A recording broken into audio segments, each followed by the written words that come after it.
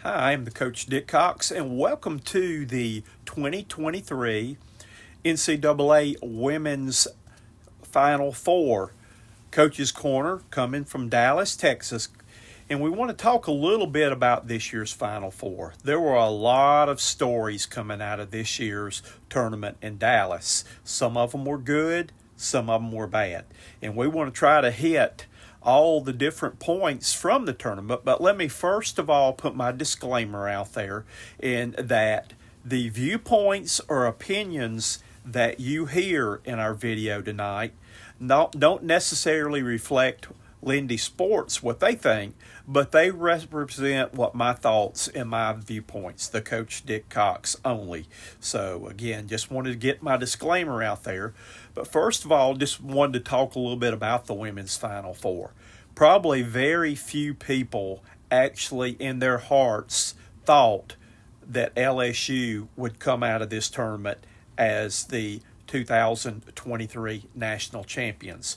Don't even know, I think LSU fans probably wished it, but never in their wildest dreams thought they would be able to pull this off.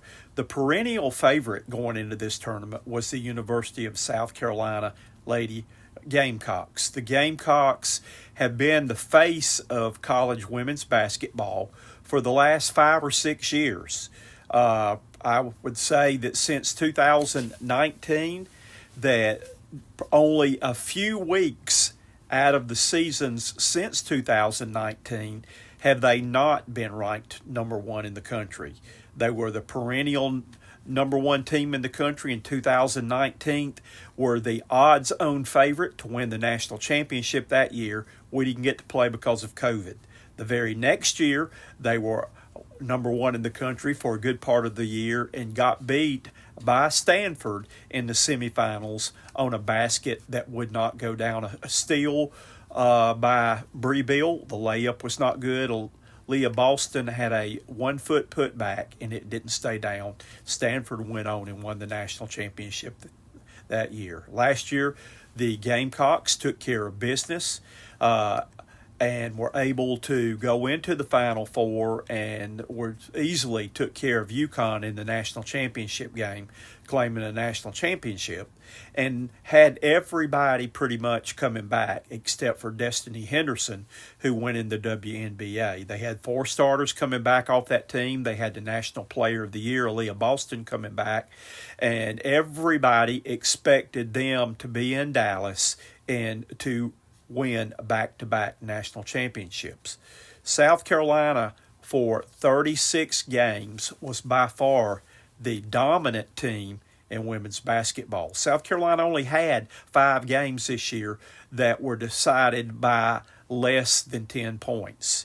South Carolina had many blowouts. They had beaten 9 ranked opponents during the year.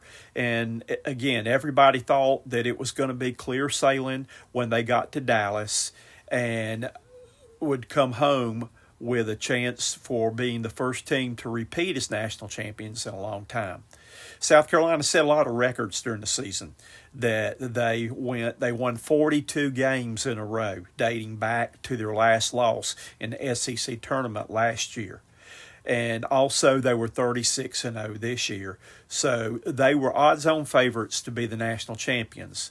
Only one thing strange happened. They took on an Iowa team that was the new dandies of the tournament this year.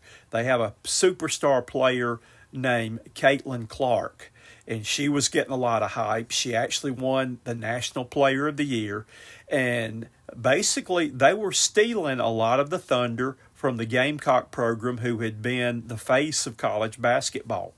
In the national semifinals, South Carolina played Iowa in that game. South Carolina came in as 11.5-point favorites. Iowa got off to a hot start, and Clark was able to get the crowd in the game.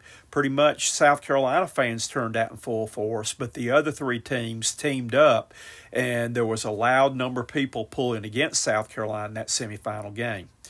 Aaliyah Boston got in early foul trouble. The Gamecocks got behind early and were having trouble stopping Caitlin Clark on offense. Plus, at the same time, they were having trouble getting their offense going.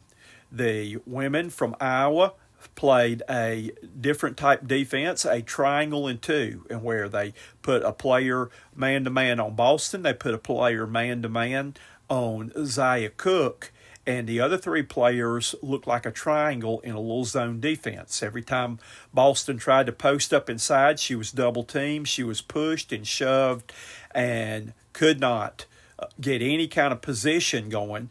And when she tried to get free from them holding, then she got called for fouls and again had to sit out about the whole first half in foul trouble. The Iowa defense disrespected the Gamecocks and basically were making hand gestures at them, and that was Caitlin Clark doing that, gesturing to the Gamecocks, shoot, shoot, shoot, and then brushed them off with other gestures and taunting things, though, as the Gamecocks were wide open from the top of the circle and free throw line all game, and it still puzzles me why they did not exploit the defense and put someone at the free throw line, but instead South Carolina kept trying to pound it inside to their big girls, turned it over 15 times in doing so. It was a back-and-forth game throughout the game. South Carolina was down by 4 going into the fourth quarter. They quickly took several leads in the fourth quarter, and the last time they led, they hit a basket to go up 62-61. Caitlin Clark came down and drilled a three-point shot from NBA range and gave the Hawkeyes the lead. After that, South Carolina was able to go back and forth, and it was a 2-point game going down to the final seconds of the game. South Carolina forced Iowa to take a bad shot with 12 seconds to go. Iowa was only up by 2 points. With the shot clock running down, Clark attempted a long three, and the rebound came off, but that was one of the few times the whole ball game Iowa got the offensive rebound. South Carolina had to foul them. Iowa went 14 out of 14 from the free throw line, and they were able to stun the South Carolina Gamecocks and eliminate them from the tournament at that point. Again, it was a shocker. It was a shocker right there. And again, South Carolina had been the face of women's basketball for the last 4 to 5 years. And you wonder how this will affect the legacy of the freshies. These were the freshman players from South Carolina who came in back in 2019. And these girls only lost 1 game in the state of South Carolina, and I think only lost 9 games in their whole career over a 4-year period, though. Well, this tarnished their legacy. Again, they were on pace probably to be one of the greatest women's basketball team, college basketball teams ever. And again, this is going to take a dent, but only time will tell of how big of a dent this will be in the Gamecocks' legacy. So we move on now. We will go back and mention throughout the ball game, Caitlin Clark, again, who is one of the most talented players that has come through the college ranks. She's the point guard from Iowa. A lot of people compare her to Steph Curry with her three-point shooting abilities and her passing skills. And people have even referred back to her as Pistol Pete Maravich. They actually have given her the nickname Ponytail Pete because she can pass it, she can do it all, and she was the first woman in NCAA tournament history to score over 40 points in back-to-back tournament games. She finished the game against South Carolina with 41 points with 8 assists and 6 rebounds. She had over 40 points the previous game against Louisville, but one thing she's got to learn is her court management. She's very disrespectful on the court of her opponents. She taunts the other players, and she also disrespected South Carolina's team with numerous hand gestures to the players out there. And again, this was some things that did not settle well with a lot of the people who watched the ball game. Again, great talent, but she's got to grow up and learn the etiquette of playing basketball, and she can do without the taunting and all the little messages she sends on the court out there. So the national championship game, immediately after the ball game, Dawn Staley was very upset about some of the national media that had mentioned some things, some unkind things about the South Carolina players. They had been called by some of the national media. They had been called bar fighters. They had been labeled as thugs. And this really set Dawn Staley off after the game. And there were some racial issues about the things that were said too. I'm personally going to go on record and that I have worked with those South Carolina players and girls, and they are a class act from day one. These young ladies are well-spoken.